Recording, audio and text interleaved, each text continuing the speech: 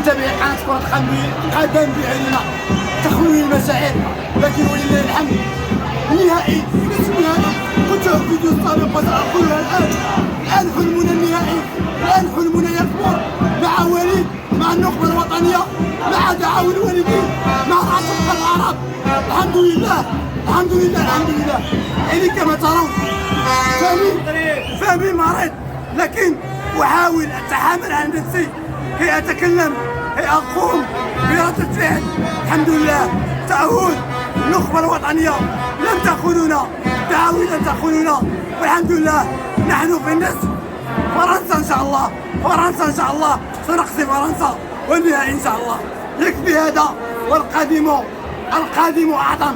السلام عليكم، تحياتي الجميع.